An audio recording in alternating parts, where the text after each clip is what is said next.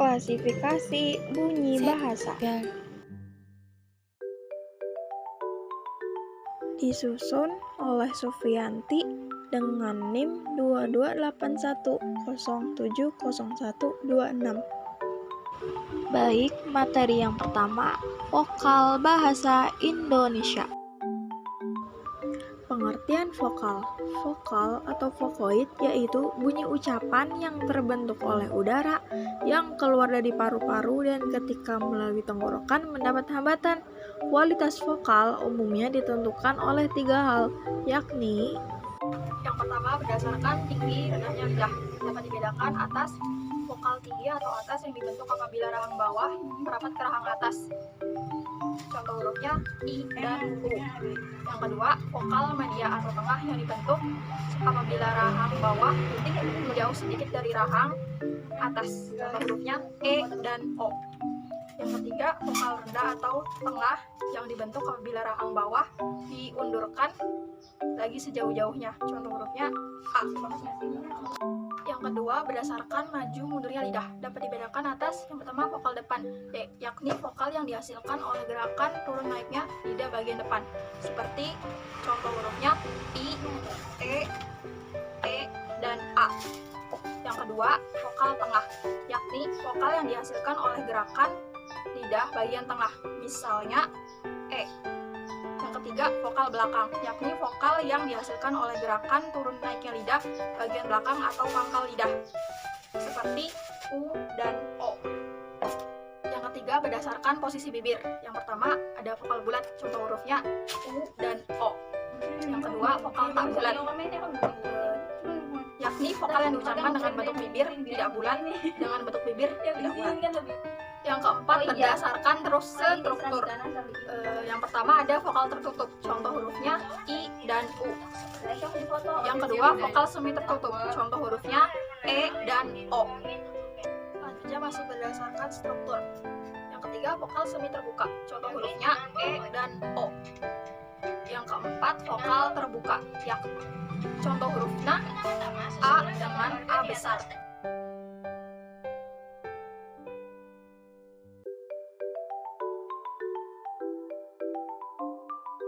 Diftong ialah waktu diucapkan posisi lidah yang satu dengan yang lain saling berbeda.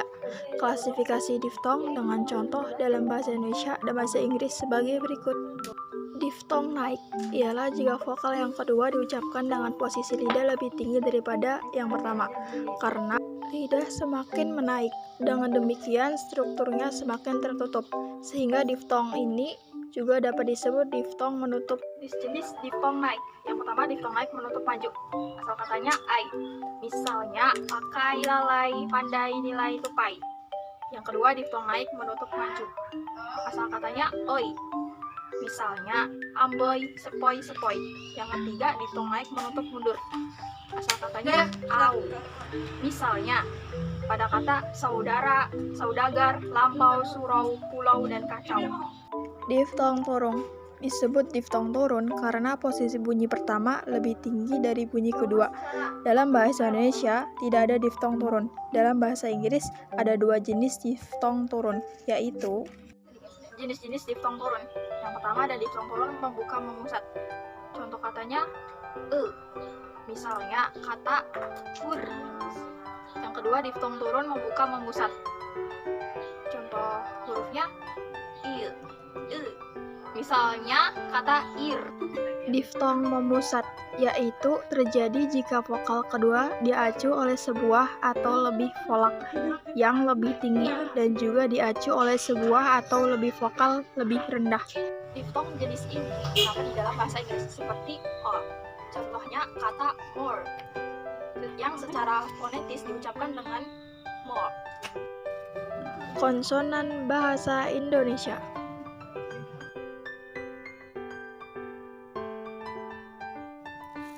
Konsonan merupakan bunyi yang timbul akibat udara yang keluar dari paru-paru melalui rongga mulut atau rongga hidung. Berikut ini berbagai pembentukan konsonan. Yang pertama, berdasarkan cara artikulasi atau jenis halangan udara yang terjadi pada waktu udara keluar dari rongga ujaran.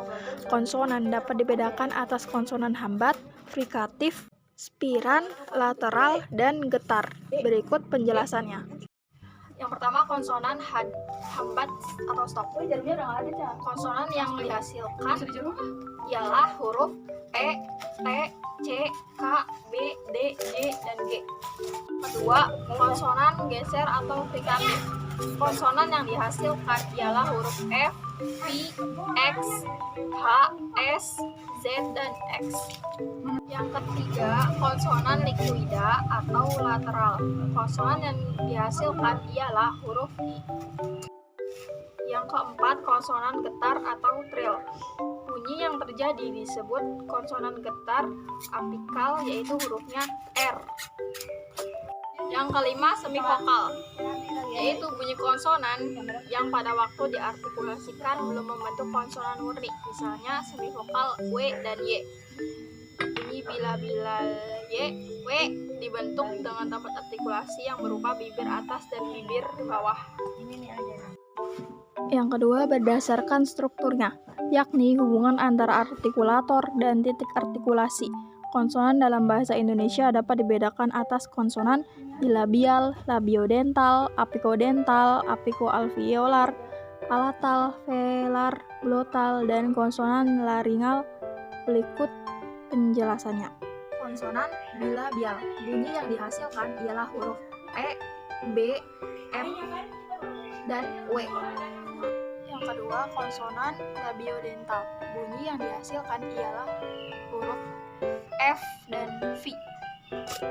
Yang ketiga, konsonan apikodental, bunyi yang dihasilkan ialah huruf S, Z, R, dan I.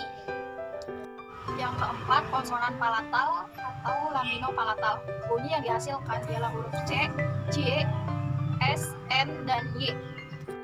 Selanjutnya yang kelima, konsonan velar atau dorsovelar, bunyi yang dihasilkan ialah huruf K, G, X, dan N. Selanjutnya, konsonan glotal atau hamzah, yaitu konsonan yang dihasilkan dengan posisi pita suara sama sekali merapat sehingga menutup glotis. Udara sama sekali dihalangi. Selanjutnya, yang ketujuh, konsonan laringal. Bunyi yang dihasilkan adalah huruf H. Yang ketiga, berdasarkan bergetarnya pita suara. Dapat dibedakan atas konsonan bersuara dan konsonan tak bersuara. Berikut penjelasannya. Yang pertama, konsonan bersuara. Konsonan yang dihasilkan ialah huruf M, B, V, N, D, R, N, J, N, G, dan R besar. Yang kedua, konsonan tak bersuara. Konsonan yang dihasilkan ialah huruf P, T, C, K, B, D, J, G, F, S, X, H, R, 1, W, dan Y. Yang keempat, berdasarkan jalan keluarnya udara. Berdasarkan jalan keluarnya udara, konsonan dibedakan menjadi konsonan oral dan konsonan nasal. Berikut penjelasan. Yang pertama, konsonan oral, yaitu apabila udaranya keluar melalui rongga mulut. Contoh dari konsonan ini adalah bunyi konsonan huruf P, B, K, D, dan W. Kedua, konsonan nasal, yaitu konsonan yang terjadi jika udara keluar melalui rongga hidung. Konsonan yang dihasilkan ialah huruf M, N, dan N besar.